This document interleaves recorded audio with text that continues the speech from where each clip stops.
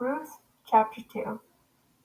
And Naomi had a kinsman of her husband's, a mighty man of wealth, of the family of Ahimelech, and his name was Boaz.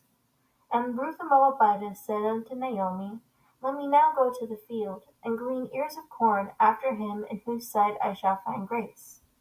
And she said unto her, Go, my daughter. And she went and came, and gleaned in the field after the reapers. And her hap was light on a part of the field belonging unto Boaz, who was of the kindred of Ahimelech. And behold, Boaz came from Bethlehem, and said unto the reapers, Yahweh be with you. And they answered him, Yahweh bless thee.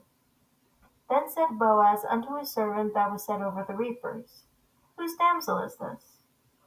And the servant that was set over the reapers answered and said, It is the Moabitess damsel that came back with Naomi out of the country of Moab. And she said, I pray you, let me glean and gather after the reapers among the sheaves. So she came, and hath continued even from the morning until now, as she tarried a little in the house.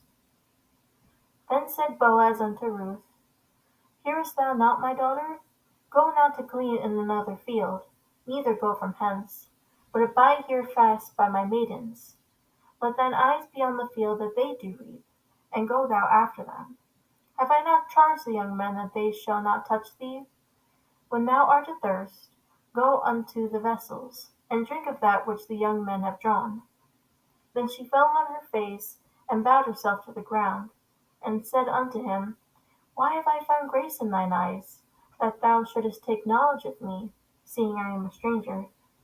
Then Boaz answered and said unto her, It has been fully shewed me all that thou hast done unto thy mother-in-law since the death of thine husband, and how thou hast left thy father and thy mother, and the land of thy nativity, and art come unto a people which thou knewest not heretofore.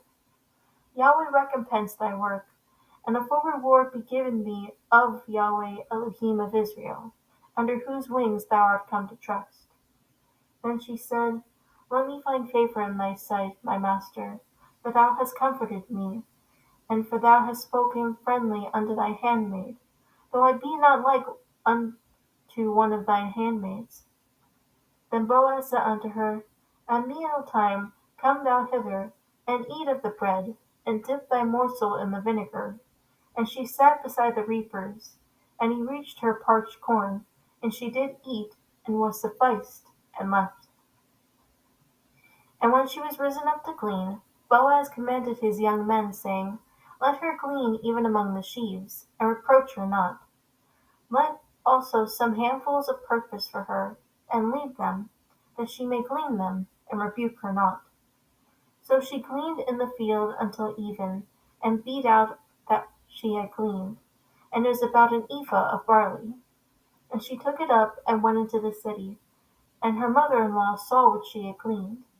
And she brought forth, and gave to her what that she had reserved when she was sufficed.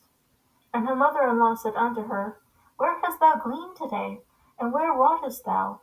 Blessed be he that did take knowledge of thee. And she shewed her mother-in-law with whom she had wrought, and said, The man's name with whom I wrought today is Boaz. And Naomi said unto her daughter-in-law, Blessed be he of Yahweh, who hath not left off his kindness to the living and to the dead. And Naomi said unto her, The man is a near kin unto us, one of our next kinsmen. And Ruth the Moabitess said, He said unto me also, Thou shalt keep fast by my young men, until they have ended all my harvest. And Naomi said unto her daughter-in-law, It is good, my daughter, that thou shouldest go out with his maidens, that they meet not thee in any other field. So she kept fast by the maidens of Boaz to glean unto the end of the barley harvest and of the wheat harvest, and she dwelt with her mother-in-law.